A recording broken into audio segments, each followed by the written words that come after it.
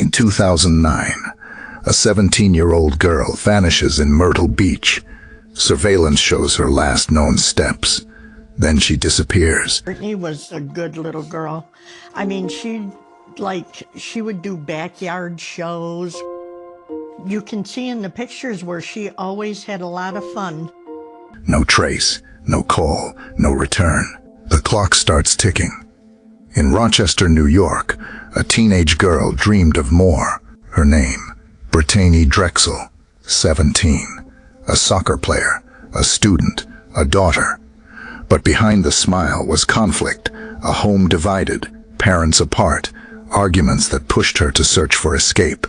For Brittanee, independence wasn't just teenage rebellion, it was survival. She wanted control, freedom, a chance to breathe on her own. That fight for freedom would carry her 800 miles from home to Myrtle Beach, South Carolina, a spring break trip that began with laughter and ended as one of the most chilling missing teen cases in American history. My name is Detective Daniel, and welcome to Detective Daniel Files.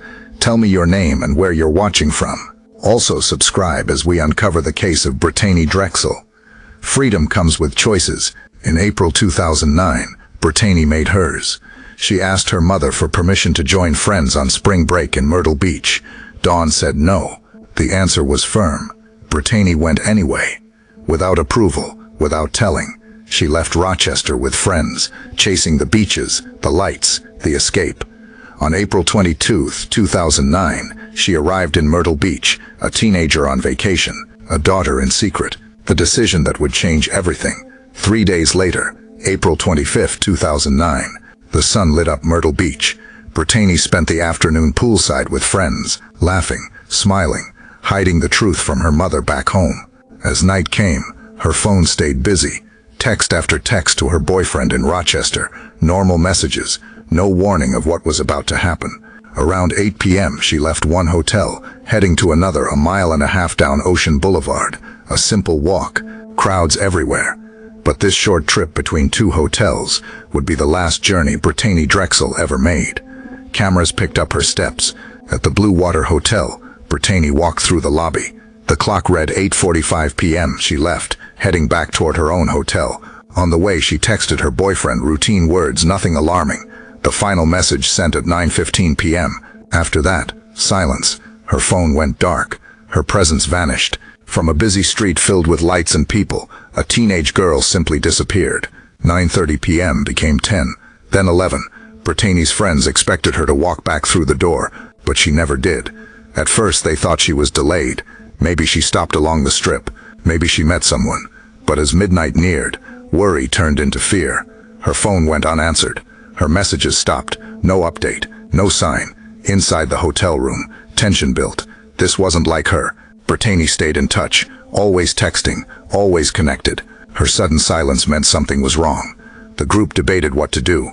Some thought she might return on her own. Others insisted something had already happened. Finally, one of them picked up the phone and called for help. Dispatch, we have a missing juvenile female, 17, last seen near Ocean Boulevard, Myrtle Beach. She left hours ago and never came back. A teenager was officially reported missing, and the race against time had begun. Police in Myrtle Beach took the call. A teenage girl missing on a crowded strip. Urgent but unclear. Officers began the first sweep. Hotels checked. Staff questioned. Security cameras reviewed. They hoped to find a girl who had simply lost track of time. But by dawn, no trace of Brittanee. Her friends gave statements. The story spread fast. A 17-year-old, gone without a word.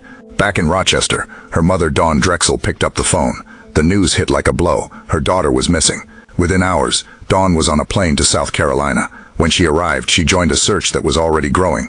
Police, FBI, volunteers. They canvassed the hotels. They walked the beaches. They knocked on doors. Flyers printed. Photos posted. Every face compared. But every lead collapsed. No one saw her return to her hotel. No one recalled her on the sidewalks. The cameras caught her leaving, but not what happened after. From the start, the search carried frustration. Too many tourists. Too many strangers. Too many gaps in the timeline. and behind every unanswered question, one haunting reality. Brittanee was gone. The FBI stepped in. This was no longer just a missing person. It was a federal case. Agents pulled Brittanee's phone records. Every ping, every signal. The trail told its own story. Her phone moved south, mile after mile, leaving Myrtle Beach behind. The last signal came 50 miles away, near the line between Georgetown and Charleston counties.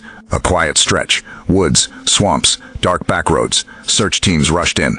They combed through marshland. They dragged rivers. They sent dogs into the thick woods. But the results were always the same. Nothing. No phone. No clothes. No body. Just silence. Deep in the swamps. For investigators, the signal meant only one thing. Brittanee didn't vanish by choice. She was taken, and whoever had her knew how to leave no trace. News of Brittanee's disappearance spread beyond Myrtle Beach. Local coverage turned national. Cameras lined the boulevard. Headlines carried her face. Flyers covered storefronts, hotel lobbies, streetlights. Every paper read the same words: missing, Brittanee Drexel. Back in Rochester, her community rallied. Candlelight vigils lit the nights. Friends and family gathered with photos in hand, voices shaking with hope and fear. They believed she could still be found alive, but with attention came noise. Rumors spread like wildfire. Sightings, tips, strangers claiming they saw her in other states. Investigators chased each lead. Hours spent, resources drained, and every time the result was the same. False, dead end, nothing. The pressure mounted. The Drexel family wanted answers. The public demanded action,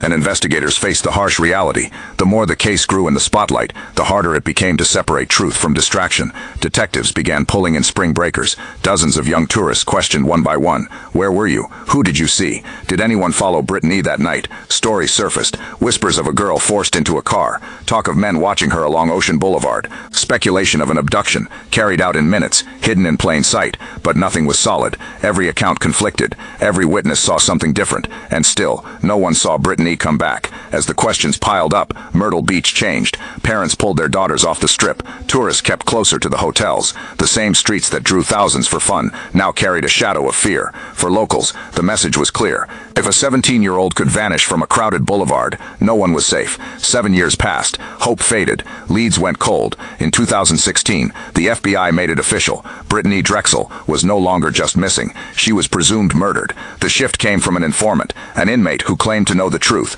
According to him, Brittanee had been kidnapped and taken south to McClellanville, a quiet fishing town lined with marshland and dirt roads. He described a stash house. He described men holding her captive. He described attempts to escape, punishment that followed, and finally her death. The allegations were brutal: assault, violence, a body wrapped in a rug, and whispers that it was dumped in the swamps, left to disappear forever. But even with the story, agents found nothing concrete. No body, no physical evidence, just words, dark, detailed, and terrifying. And for the Drexel family, the message was crushing. Their daughter was no longer believed to be alive. With no body, investigators turned to suspects. The first name to surface, Timothy Taylor, a young man from McClellanville, tied to local gangs. Informants claimed Taylor helped hold Brittanee captive. They said she was moved through houses, passed from one man to another. The stories grew darker. Some claimed she was assaulted by multiple men. Others said she was shot when she tried to run.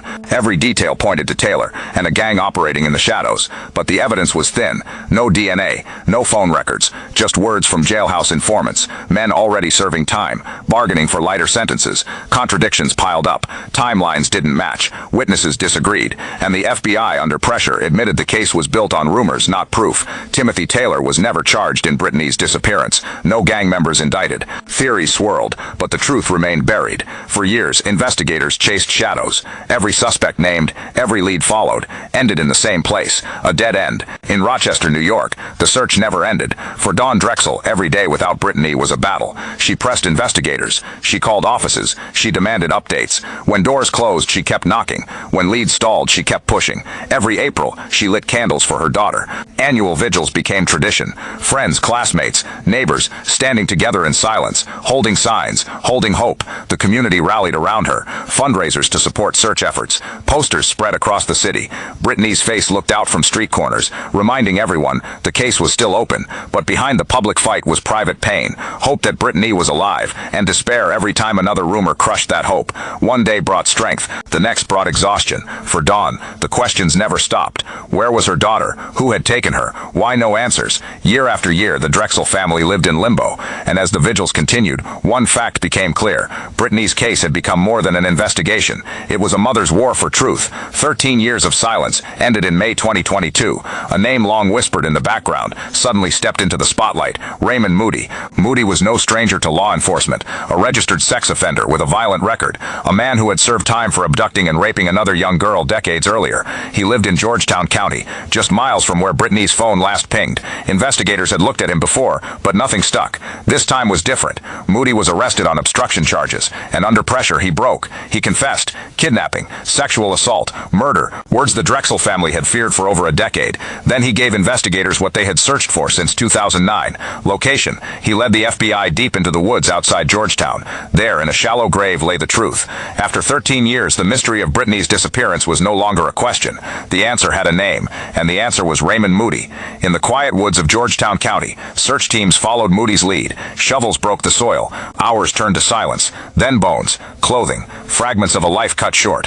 Forensic teams moved carefully, piece by piece. The remains were sent to the lab. Dental records, DNA. Every test ran the same result. It was her. Brittanee Drexel had been found. 13 years after she vanished from Ocean Boulevard, her story reached the cruel confirmation her family feared.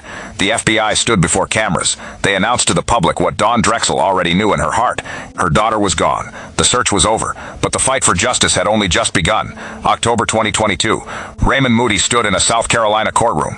The charges were read aloud: murder, kidnapping, first-degree criminal sexual conduct. One by one he answered: guilty, guilty, guilty. The judge handed down the sentence: life in prison plus 60 years. No parole, no escape. Moody would die behind bars. In the gallery, Brittanee's family sat in silence. Some wept, some held hands. For 13 years they carried questions. Now they carried the truth.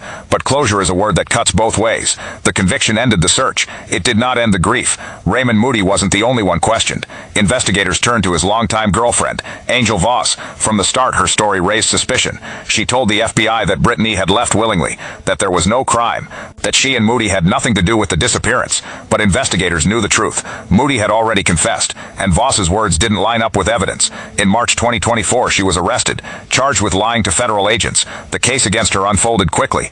By September 2024, she stood in court and pled guilty. February 2025, the sentence came down: 18 years in federal prison. For the Drexel family, it was another step toward justice. For investigators, it confirmed what they long suspected: that Vause had been covering for Moody all along. But questions lingered. Were her lies just protection for a boyfriend, or was she hiding her own role in Brittanee's disappearance? Even after his conviction, Raymond Moody kept talking. In interviews with federal agents, he gave a darker account of the night Brittanee vanished. He claimed it wasn't random. He and Angel Vause were out that evening, not for a drive, but for a hunt. According to Moody, Vause played a role. He said she lured Brittanee toward their car, that she restrained her, that she was present when the crime unfolded. The allegations shook the case. Was Vause more than just a girlfriend who lied? Was she a willing partner in Brittanee's abduction? Investigators moved carefully. They treated Moody's words with caution. A convicted killer already serving life, shifting blame. But still, his statements forced new questions. Had the truth all along been more twisted than anyone imagined? Even with Moody locked away, Dawn Drexel refused to stop. She turned to the courts once again, this time civil. She filed a lawsuit against the man who took her daughter's life. The case laid out the damage: years of anguish, broken family bonds, a future stolen. In early 2025, a jury delivered its verdict: $700 million in damages, $200 million for loss, $500 million in punishment. It was a number that sent a message. Moody's crime had cost more than a life. It had cost trust, safety, and peace for an entire family. But Dawn Drexel knew money could never replace her daughter. For her, the judgment was about accountability. Now lawyers work to seize what little Moody owns: property in Georgetown County, scraps of value from a man who left destruction in his wake. It will never be enough. But for Brittanee's mother, every legal step is a way to reclaim control, a way to show the world that her daughter's life still matters. Even with answers, the Drexel case leaves haunting questions. Why did it take 13 years to solve? How many false leads, rumors, informants, dead-end suspects stole time that could have saved her? What role did Angel Vause truly play? Was she just a liar protecting a boyfriend, or a partner in the crime itself? And what about the trail of technology? Her phone pings told investigators where to look, but what more could have been uncovered in 2009? Could stronger tools, faster action, sharper eyes have changed the outcome? The case is closed in the courts, but in the shadows of Myrtle Beach, Georgetown, and Rochester, the doubts remain. Questions with no verdict. Questions that will follow this story forever. Brittanee's life was cut short, 17 years old, with dreams ahead, taken by violence she did not choose. But her story leaves a warning about trust, about travel, about vigilance. To every parent parent, to every teenager, to every community. Listen, report suspicious activity, protect our children, and never stop asking questions, because every unanswered case, every delayed lead, every silence carries a cost. Brittanee Drexel's story will not be forgotten, her name will not fade, and her memory will live, not in mystery, but in the fight for safety and justice.